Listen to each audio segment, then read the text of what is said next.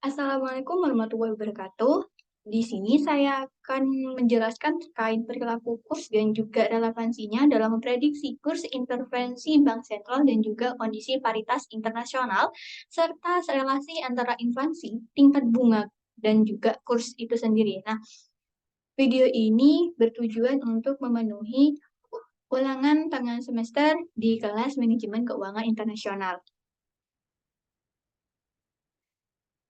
Sebelum itu kita berkenalan terlebih dahulu. Perkenalkan, nama saya Vivi Nur Aida dengan NIM 2008 10 20 11 54.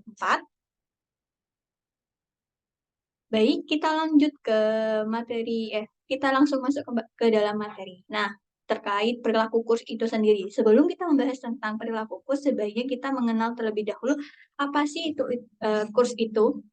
Kurs adalah singkatan dari kurs valuta asing atau kurs mata uang asing. Kurs itu mengacu pada nilai tukar suatu mata uang terhadap mata uang lainnya. Secara sederhana, kurs itu mencerminkan berapa banyak mata uang yang diperlukan untuk membeli satu unit mata uang lainnya. Kurs mata uang dapat berubah-ubah setiap saat dikarenakan beberapa faktor.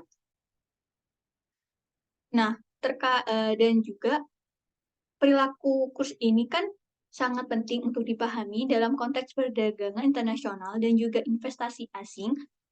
Dalam pada presentasi kali ini, mohon maaf, saya akan membahas terkait relevansi perilaku kurs dalam prediksi pergerakan di nilai mata uang, nilai tukar mata uang. Nah, perilaku kurs ini dapat dipengaruhi oleh banyak faktor, termasuk faktor ekonomi dan juga politik. Salah satu faktor ekonomi yang mempengaruhi kurs adalah neraca perdagangan suatu negara.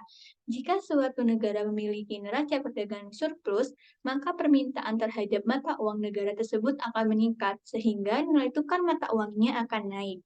Namun, faktor politik juga dapat mempengaruhi perilaku kurs. Misalnya, ketidakstabilan politik di suatu negara dapat menyebabkan investor kehilangan kepercayaan pada mata uang negara tersebut, sehingga nilai tukarnya itu turun. Oleh karena itu, penting untuk memahami faktor-faktor yang mempengaruhi perilaku kurs agar memprediksi pergerakan nilai tukar mata uangnya. Nah, selanjutnya, kita akan membahas terkait intervensi bank sentral dalam perilaku kurs.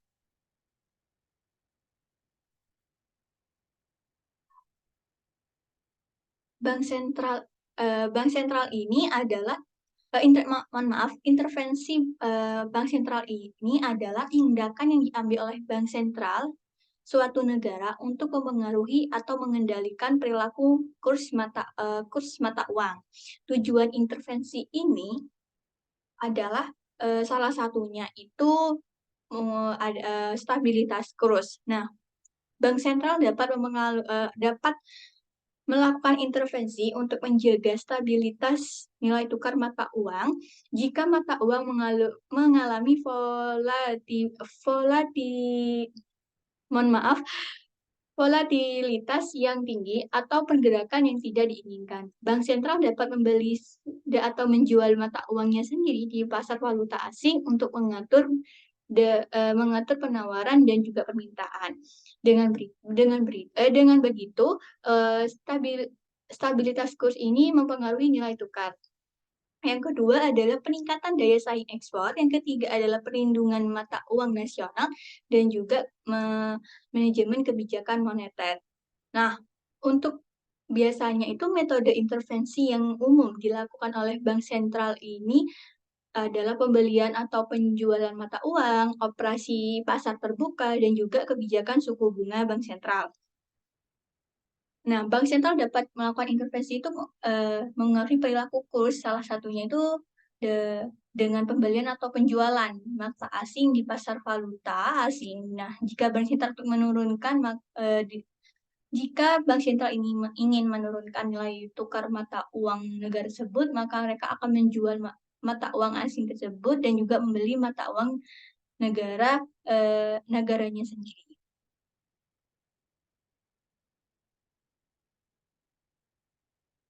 Nah, selanjutnya adalah kondisi paritas internasional.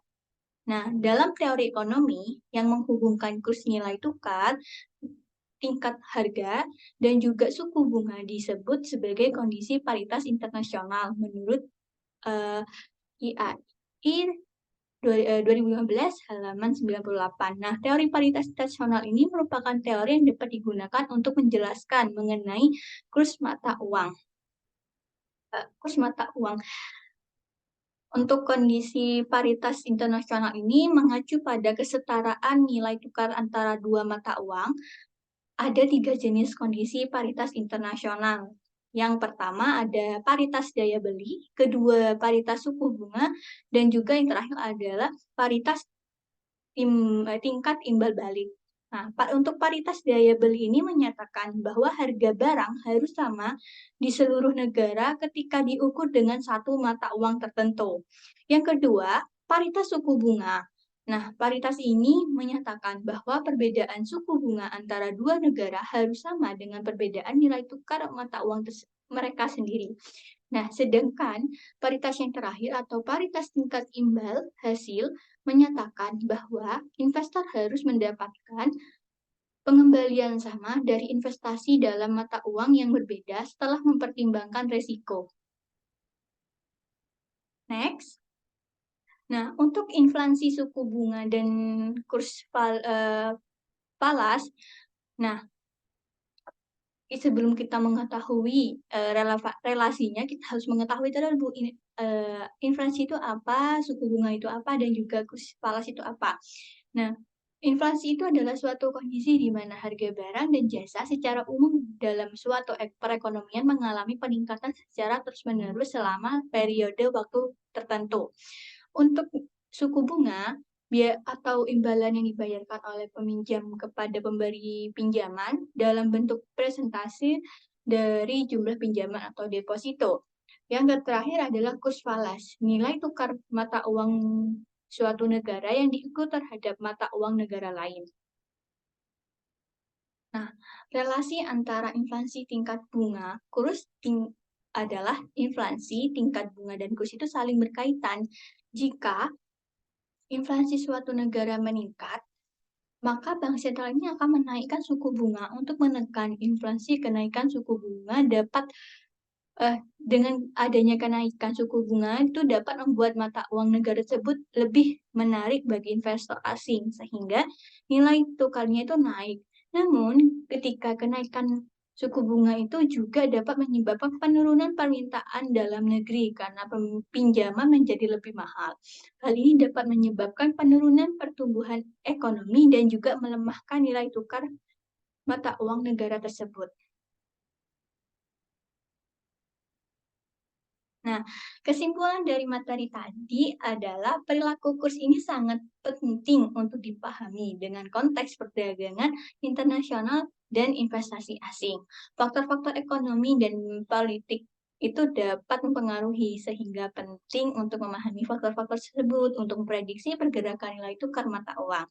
Selain intervensi bank sentral, kondisi paritas internasional, dan relasi antara inflasi, tingkat suku bunga, dan juga kurs itu dapat mengaruhi perilaku kurs. Oleh karena itu, para pelaku pasar harus memperhatikan faktor-faktor tersebut dalam pengambilan keputusan investasi. Sekian penjelasan dari saya. Mohon maaf jika ada kekurangan. Terima kasih telah menonton video ini. Assalamualaikum warahmatullahi wabarakatuh.